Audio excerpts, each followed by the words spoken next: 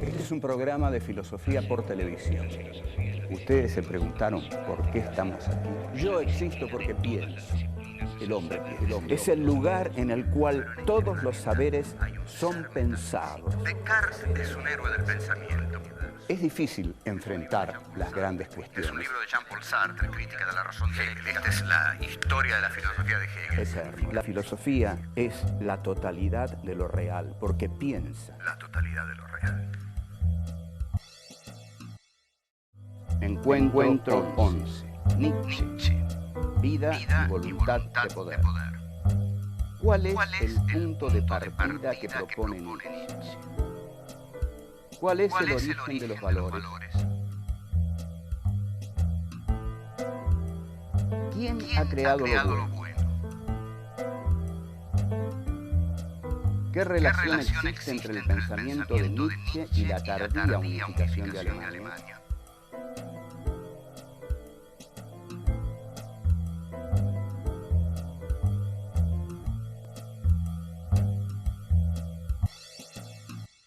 En el anterior encuentro estuvimos viendo la filosofía de Karl Marx. El pensador que vamos a abordar ahora es un pensador, ante todo, digamos, que bigote no le faltaba. Como ustedes pueden verlo, acá el querido loco de Turín, se le dice así porque ahí enloqueció y realmente llevó una vida de muchos sufrimientos. Paso a hablar un poco de la enfermedad de Nietzsche, porque me estoy dispersando, pero no importa, es un dispersa interesante. Heidegger dice que de Nietzsche en última instancia lo que siempre se va a poder decir es que se trata de un filósofo que al final se volvió loco. Es decir, que si uno a veces no les cree a los filósofos que no se volvieron locos, y dice estos tipos están locos simplemente por lo que leen los libros de los filósofos, Nietzsche sí, Nietzsche hizo los deberes en ese sentido, era un filósofo loco que se volvió loco, es como una sobreabundancia. Parece que se trató de una especie de sífilis mal curada, esto no está claro. Karl Jaspers, que era médico, que escribió un notable libro sobre Nietzsche, investigó mucho su enfermedad, y no llegó a esa conclusión tan contundente, que se tratara de una sífilis mal curada. Bueno, sea sífilis mal curada o no, el caso es que a partir de 1889, 1890, Nietzsche entra ya en un cono de sombra del que no habrá de salir. Lo encuentran tocando el piano como un loco, él tocaba el piano, pretendía componer, cosa que hizo, pero insuficientemente, sobre todo al lado de Wagner, al cual él en un momento admiró mucho, y está 10 años loco hasta que muere en 1900. Nace en 1844, que es exactamente en la época en que Marx escribe sus manuscritos económico-filosóficos, y muere en 1900. Durante esos años dejó una marca indeleble y justamente se une a Marx en una actitud acerca de partir de una base que podríamos llamar material. Vamos a aclarar esto. Si Marx parte de las fuerzas de producción y las relaciones de producción capitalistas, de la materialidad de la historia y de la materialidad de su sujeto elegido, que es el proletariado, que trabaja con la materia y por eso su filosofía la llama materialismo histórico, Nietzsche va a partir de la vida. La vida era, el concepto de vida estaba faltando en la filosofía. Entonces Nietzsche se va a definir a sí mismo ante todo como un furioso antiplatonista. ¿Por qué? Porque toda la filosofía de Platón consiste en realidad en dos puntos esenciales. Hay un mundo sensible y hay un mundo suprasensible. El mundo sensible es el mundo en el que habitan los hombres, y el mundo suprasensible es el mundo en el cual están las ideas que son perfectas en sí. Las ideas fundamentales del mundo platónico son las ideas de la verdad, lo bello y lo bueno. Pero están en el mundo suprasensible. Ese es el mundo en el cual Platón instaura sus valores.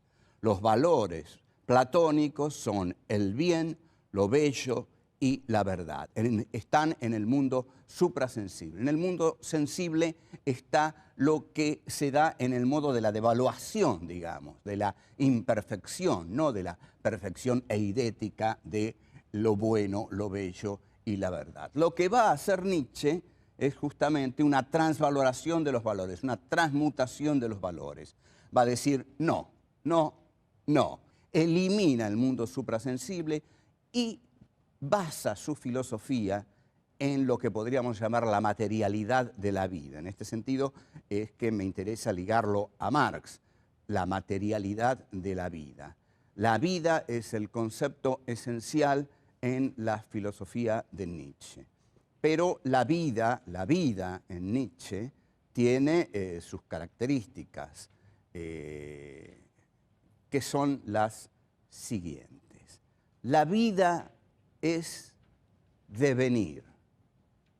La vida deviene porque la voluntad de poder es el eje dinámico de la vida. Al ser la voluntad de poder el eje dinámico de la vida deviene.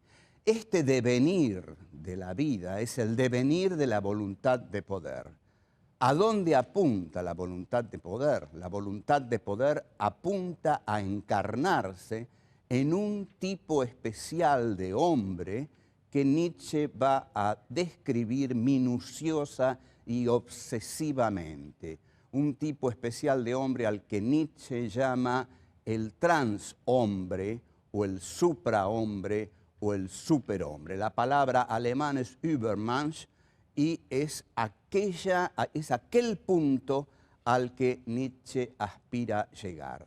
De este modo, Nietzsche va a definir al hombre como una cuerda tendida entre la bestia y el superhombre.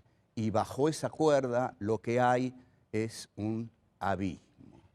O sea, el hombre está en medio del superhombre y de la bestia. El hombre es un camino, un devenir hacia aquello que el hombre debe ser. Lo que el hombre debe ser es el superhombre, el Übermensch. O sea, esa cuerda tendida va de la bestia al superhombre, el hombre está en el medio y abajo un abismo. Bien, yo voy a tomar uno de los textos de Nietzsche más duros. Es decir, acá no nos vamos a andar con vueltas y vamos a tomar el más duro, el más despiadado, el más estremecedor. Es una palabra de Norberto Bobbio, que no es un brillante lector de Nietzsche, pero que no lo conoce mal y lo rechaza porque dice que hay muchos de sus textos que le resultan demasiado estremecedores. También se define a Nietzsche como alguien que piensa a martillazos, es decir, que piensa con ideas duras, frases duras, y esto es lo que Nietzsche llama pensar a martillazos. Vamos a ver en el comienzo del Anticristo, por ejemplo, cuando Nietzsche elige la guerra en lugar de la paz, cuando Nietzsche elige el odio en lugar del amor, y hasta cuando Nietzsche dice, no me importa que mueran los débiles, al contrario, hay que ayudarlos a morir. Texto que sí es estremecedor porque para muchos está ahí el germen de la eutanasia nacionalsocialista.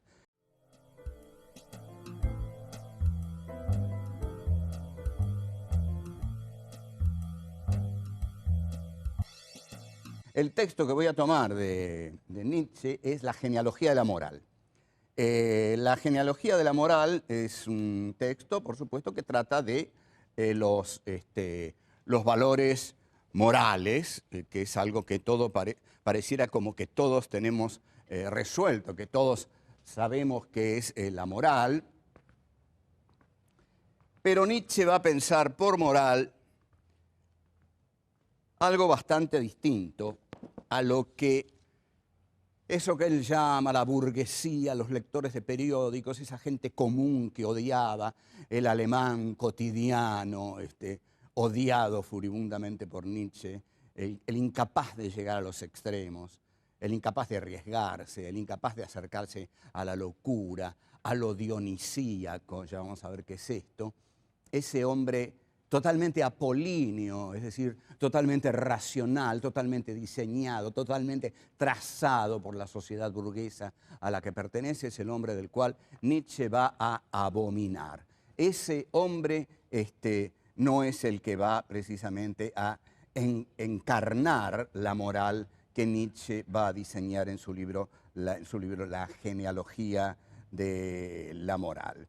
La palabra genealogía funciona aquí como en tanto búsqueda de los orígenes, ¿no? La genealogía es ir en búsqueda de los orígenes. ¿Qué sería entonces una genealogía de la moral? Una genealogía de la moral es ir en búsqueda de los orígenes de la moral. ¿Cómo nacieron las palabras que dan estructura al pensamiento moral de la sociedad burguesa del siglo XIX, que es la de Nietzsche? Bueno, eso es ir precisamente en búsqueda de las fuentes. En esa búsqueda de las fuentes, Nietzsche cuenta, en el preciso inicio de este libro, Nietzsche cuenta que a los 13 años se preguntó por el problema del mal. Es una buena edad para preguntarse por el problema del mal, y en cualquier otra edad que usted o yo nos preguntemos por el problema del mal, no lo vamos a poder solucionar, el problema del mal. Lo único que sabemos es que el mal está en todas partes y hasta diríamos que es el protagonista de la historia, pero el origen del mal es realmente difícil de decidir, aún apelando a los relatos de la Biblia, ¿no? Pero lo que dice Nietzsche es que en principio él le atribuyó a Dios el mal, lo cual es un comienzo harto evidente, es decir, Dios es el creador del ángel caído de Mefistófeles, entonces en tanto creador de Mefistófeles, Dios habría creado el mal. Bueno, no nos detengamos demasiado en estas cosas que son muy sencillas para la altura en que estamos en nuestro curso, y vamos entonces a ver qué es lo que hace Nietzsche con la moral. Nietzsche odia al cristianismo, detesta al cristianismo. Su libro se llama El Anticristo, es el anticristianismo. ¿Qué es lo que detesta en el cristianismo? Detesta la blandura, detesta la compasión, detesta la piedad, detesta el ascetismo, detesta los valores sacerdotales. Es un tipo Nietzsche que exuda vida, exuda vitalidad, dionisismo. Les debo la aclaración de dionisismo, que es fundamental para todo esto. Pero bueno, se vuelve furibundamente contra los valores cristianos. Los valores cristianos son, por supuesto, como dije, la compasión, la moral cristiana. Para él son valores blandos. Hay que buscar valores duros, y los valores duros los va a buscar en el medio de los hombres duros. Los hombres duros para Nietzsche son los guerreros. Los guerreros también van a ser los aristócratas. Entonces, Nietzsche viene en busca de la posibilidad, que cree muy cierta, de instaurar otros valores basados en otros principios. Los valores que viene a instaurar, primero, ante todo, va a buscar su genealogía, va a buscar el origen de esos valores. Si nosotros habíamos visto que en Platón había un mundo suprasensible, Nietzsche no va a buscar los valores en el mundo suprasensible, sino que lo va a buscar en el mundo sensible, sanguíneo, brutal, casi en el mundo de las aves de rapiña, en el mundo de los guerreros. Entonces, lo que va a decir es que la palabra bueno existe porque desde los griegos los aristócratas se dieron a sí mismos la capacidad de nombrarse los veraces. La aristocracia griega se designaba a sí misma como los veraces. ¿Quiénes son los veraces? Los veraces son aquellos cuya palabra es la verdad. Cuando la aristocracia griega decía algo, esa era la verdad. De modo que ya tenemos cuál es la fuente nutricia de la verdad. Es el aristocraticismo griego.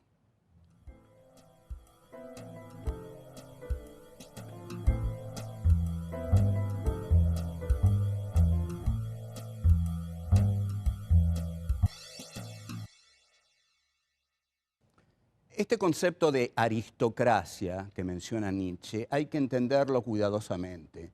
No se trata de una clase social, al menos para Nietzsche. Para Nietzsche se trata de una clase espiritual o en todo caso de un elemento filosófico espiritual.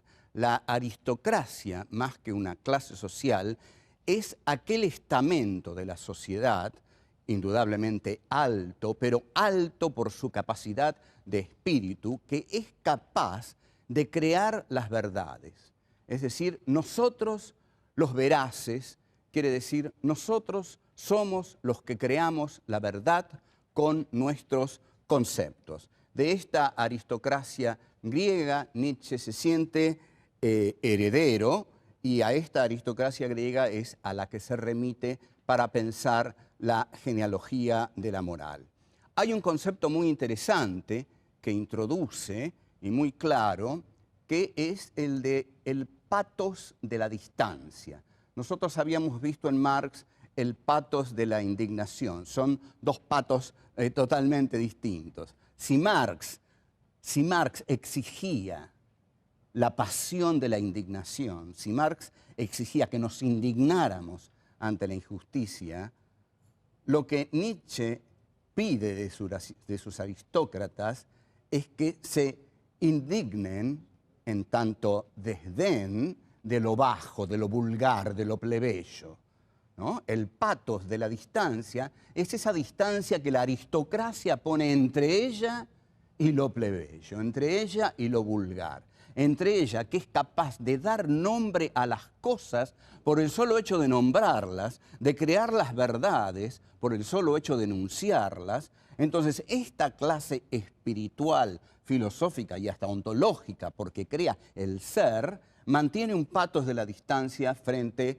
a la burguesía vulgar de los lectores de periódicos del siglo XIX, que Nietzsche desdeñaba, y también contra los plebeyos, es decir, contra las clases proletarias, las clases pobres, a las que Nietzsche desdeñaba profundamente. Hay aquí el sentimiento de una clase superior que tiene el derecho de reinar sobre las clases inferiores. Tengamos en cuenta algo, aquí Nietzsche se ha alejado por completo de Dios. Nietzsche no está pensando en Dios, justamente tampoco menos está pensando en el Dios del cristianismo y menos todavía en Jesús. Los valores de la compasión, del amor al prójimo, los valores del autosacrificio, del ascetismo, son todos valores caídos, los valores blandos del cristianismo que detesta Nietzsche. Sus valores van a ser los de la dureza, los de los guerreros, sus valores van a ser los de la guerra, justamente, y vamos a ver todavía valores más despiadados que va a reclamar Nietzsche. O sea que tenemos que lo bueno entonces surge de la aristocracia y la nobleza. Lo bueno es lo que dicen los aristócratas. Lo malo es lo que dicen los que no son aristócratas, tanto los torpes burgueses, los toscos burgueses, como el oscuro mundo del plebeyaje proletario. El origen del lenguaje también se lo atribuye Nietzsche a los aristócratas, porque dice que los aristócratas, en tanto nombran a las cosas, les están dando el nombre a las cosas. O sea que ubicaría en la aristocracia griega aún incluso el origen de ese lenguaje. Bueno, estas son las etimologías de las palabras bueno y malo para Nietzsche. Bueno es lo que dicen y hacen los aristócratas, es decir, aquellos en los cuales el espíritu se ha depositado, aquellos que representan los valores más altos del espíritu humano, pero estos valores no son esencias vaporosas, esa cosa que se entiende por el alma. No, estos valores son valores carnales, valores vitales, valores de la voluntad, valores de la vida, valores del devenir de la vida, valores de la conquista, valores de la guerra, valores del coraje, etcétera, etcétera.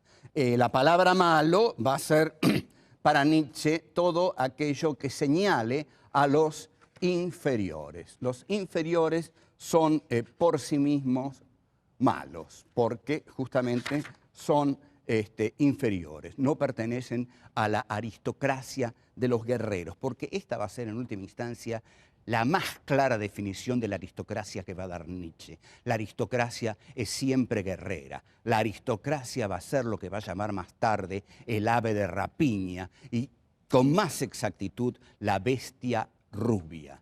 El vikingo, el samurái, que todo esto va a confluir, no lo quiero adelantar, pero como se estarán dando cuenta ustedes, todo esto va a confluir en el Tercer Reich, es decir, los nacionalsocialistas, toda esta era una materia prima riquísima para el Tercer Reich y efectivamente se apropiaron de ella.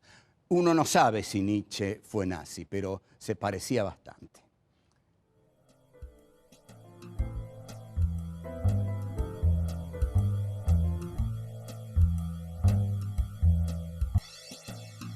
Si bien Nietzsche fue un pensador solitario, porque claro, el tipo que piensa estas cosas no está muy acompañado, porque si yo salgo a la mañana, digamos, voy a poner un ejemplo medio vulgar, digamos, de estas cosas, voy a hacer una especie de sanata sabateriana, digamos, como para que, yo qué sé, no critiquen mucho de que esto es abstruso y que no se entiende. Pero va, digamos, Nietzsche sale una mañana, se encuentra con un burgués leyendo el periódico y le dice, mire, usted es un burgués decadente, de una sociedad decadente, no tiene valores morales fuertes, usted no representa en nada el espíritu de los verdaderos guerreros que hicieron la grandeza de Alemania, y uno así no tiene muchos amigos.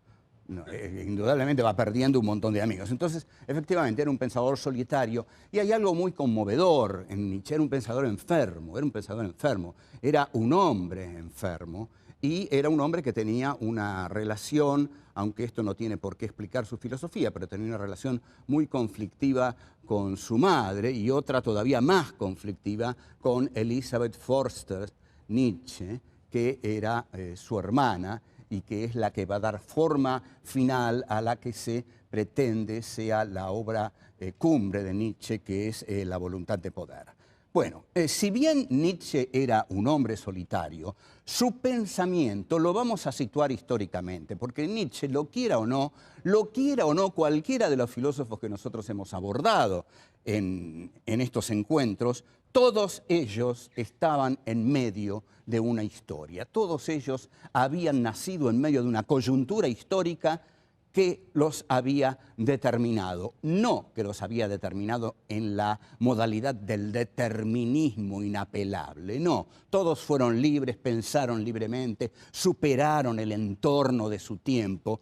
Pero Nietzsche está en medio de una historia. La historia en la que surge Nietzsche es una historia muy compleja, que es la historia de la unidad alemana en el siglo XIX. Atención aquí, porque la tardía unidad de Alemania en el siglo XIX determina las dos guerras mundiales del siglo XX. Esto es gravísimo, entonces lo tenemos que entender bien. Alemania es una de las últimas naciones europeas que realiza su unidad. La realiza con el canciller de hierro, Bismarck, y con el Kaiser Guillermo, la consolida con la guerra franco-prusiana de 1871, donde Prusia gana la guerra y desde Prusia se gesta la unidad de Alemania. En esa guerra prusiana, Nietzsche fue como enfermero, actuó un tiempo solamente y lo mandaron a su casa, pero en una carta a un amigo militar, Nietzsche habló de la grandeza de Alemania, de la grandeza guerrera de Alemania en esa guerra contra Francia, y se mostró orgulloso de las hazañas guerreras del ejército alemán. Esto lo vamos a retomar y lo vamos a ver. ¿Qué importancia tiene? Pero por ahora estamos en esto. Alemania llega tarde a su unidad nacional. Entonces, yo digo, con cierta inocencia, aunque nada de lo que digo es inocente, todo está lleno de maldad, pero digo, el filósofo de la voluntad de poder no tendrá algo que ver con una nación que llega tardíamente a su unidad y que cuando llega a su unidad todos los territorios ya han sido conquistados por los otros imperialismos y llega a esa unidad y tiene que rediscutir la organización que tiene el mundo y que tiene que guerrear para ampliar su espacio vital.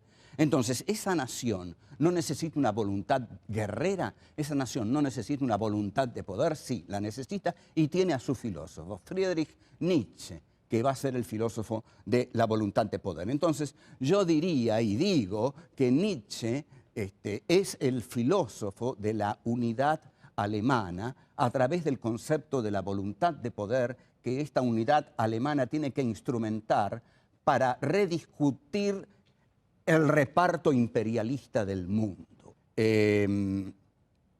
Nietzsche se caracteriza entonces por pertenecer a esta Alemania que llega tarde a la repartición de un mundo en el cual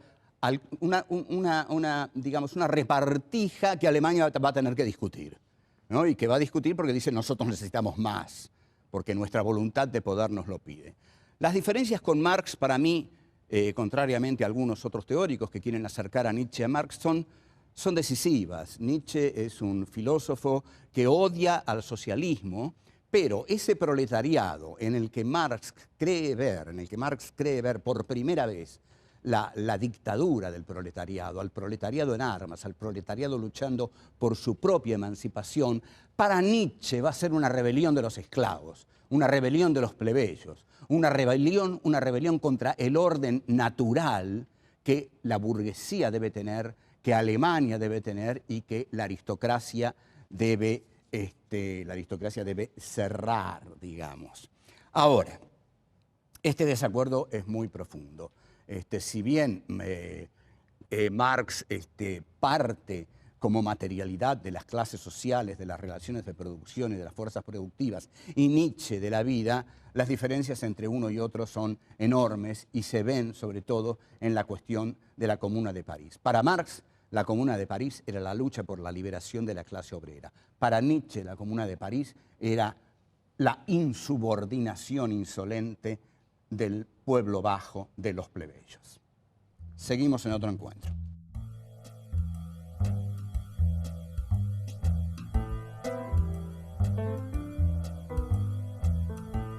¿Qué importa nuestra guerra ante la enormidad del peligro rojo? El pathos de la distancia es esa distancia que la aristocracia pone entre ella y lo plebeyo, entre ella y lo vulgar. Nosotros somos los que creamos la verdad con nuestros conceptos.